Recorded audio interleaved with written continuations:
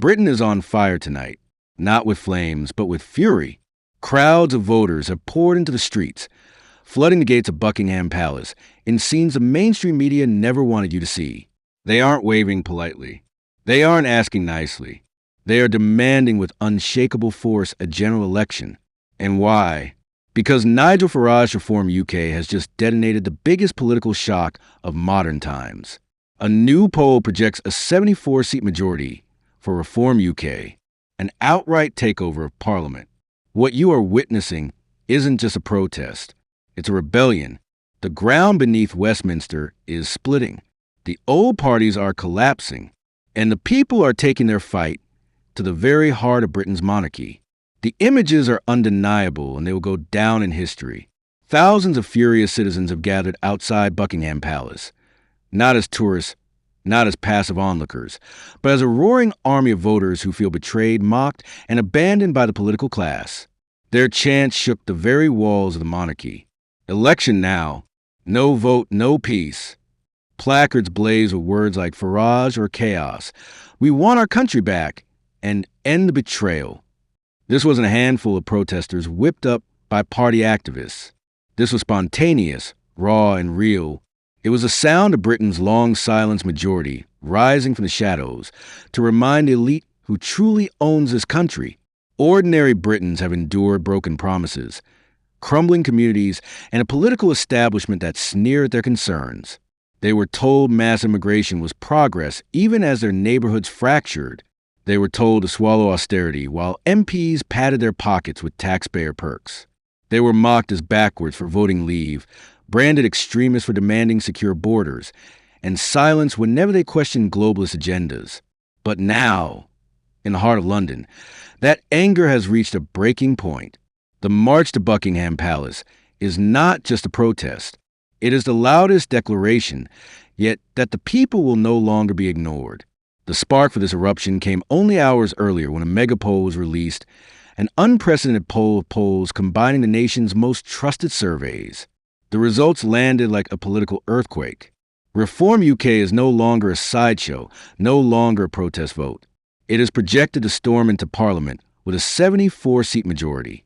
That means not just influence, not just coalition bargaining, but dominance. Nigel Farage, the man dismissed for years as a fringe figure, is suddenly standing as Britain's most powerful political leader in waiting. His party has leapfrogged both Labour and Conservatives, shattering the post-war duopoly and redrawing the political map of Britain. The reaction outside Buckingham Palace was immediate and electric. Videos captured young men in work boots, elderly veterans in medals, mothers with strollers, and small business owners all marching side by side. This was no partisan crowd. It was a people's crowd, united not by ideology, but by outrage. They gathered not to beg, but to demand, dissolve Parliament, call the election, and give the people their voice back. For many, this was a culmination of years of betrayal. Labour and the Tories took turns running Britain into the ground, selling out sovereignty, ignoring working-class communities, and laughing at voters who dared to question them. Now those voters have stopped asking politely. Now they are shouting in one voice, enough is enough. Inside Westminster, panic is spreading like wildfire. Sources whisper that MPs from both Labour and the Conservatives are in shock. One described the atmosphere as utter despair. Another compared it to the sinking of the Titanic. The numbers are too overwhelming to dismiss. Reform UK's 74-seat projection is not a blip. It is a result of a tidal wave of frustration that has been building silently for years. Millions of Britons have simply had enough. While Labour busied itself with scandals and censorship, and the Tories collapsed under infighting and incompetence, Reform UK listened to the people. And tonight, those people are making themselves heard in the most dramatic way possible by marching to the symbolic heart of British power. The monarchy itself has now been dragged into the crisis. The protesters' choice of Buckingham Palace wasn't random. It was deliberate. For centuries, the palace has stood as the embodiment of Britain's tradition and authority. By marching there, voters sent a chilling message. If Parliament won't listen, the King must. Banners demanding Charles use his constitutional authority to dissolve Parliament fluttered in the night air. Others declared, Use your voice or lose our respect.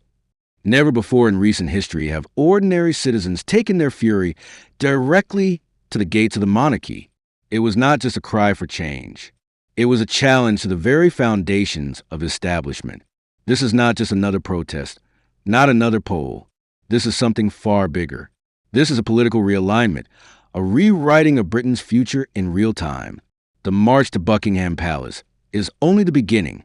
The crowd's roar is echoing across Britain tonight, and with Reform UK's majority now projected, the question is no longer if they will govern, but when.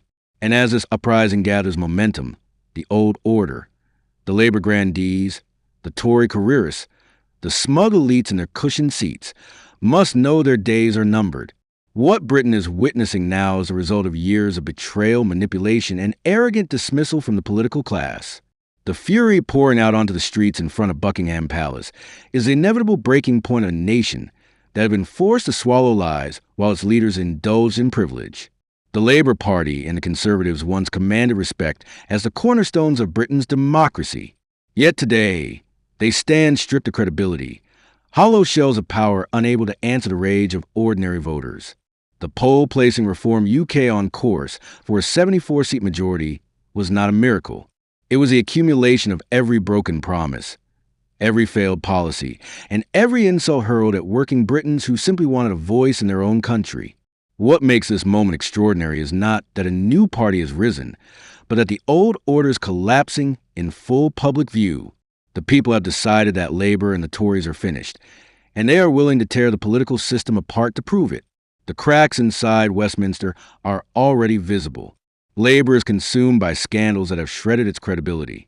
Keir Starmer's desperate attempts to maintain order have only made matters worse, painting him as an authoritarian figure who silences dissent rather than leading with vision. Meanwhile, the Conservatives have imploded under their own incompetence. Once boasting of fiscal discipline and national pride, they now represent nothing but chaos, backstabbing, and decline. MPs across both parties are reportedly considering defections to Reform UK, terrified of facing humiliation at the next election. Some are plotting quiet retirements, unwilling to endure the wrath of their betrayed constituents. The truth is undeniable. The British political class has failed, and the people are now writing their own destiny. This fury is not confined to London. Across the nation, from the North's battered red wall to the prosperous shires of the South, communities are rallying behind Reform UK as the only credible alternative. Voters in towns plagued by crime, collapsing schools, and unaffordable housing have abandoned their loyalty to Labour and the Conservatives. They see in Reform not just a party, but a movement that speaks openly about the issues the establishment has long dismissed: immigration, sovereignty, energy policy, crime. These are not abstract talking points to the people in the streets. They are daily realities. For years, they were told their concerns were racist, outdated, or foolish. Now, with Farage at the helm, those same concerns have been turned into a political juggernaut that no one can stop. The energy of the Buckingham Palace march proves this is more than polling data. It is lived momentum. Videos circulating online show ordinary Britons chanting in unison, their voices thundering across the palace gates. Social media platforms exploded with hashtags like #Reform74, #NoVoteNoPeace, and #PalaceProtest, reaching millions within hours. Independent journalists live-streamed the event, bypassing the mainstream media blackout, and their feeds were flooded with support from across the nation.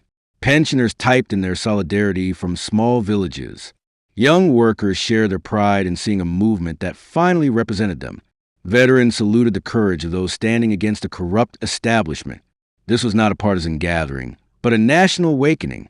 And with every passing hour, it grows harder for the elite to dismiss what is happening before their eyes. Inside Downing Street, the atmosphere is one of pure panic. Civil servants were reportedly instructed to prepare emergency statements, and some cabinet ministers even threatened resignation if the Prime Minister refused to address the protests. Yet in typical establishment fashion, the first reaction was silence followed by condescension. Government spokespeople attempted to downplay the demonstration as small and unrepresentative, blaming online disinformation for fueling it. The irony is staggering. For years, politicians ignored growing discontent. convinced it could be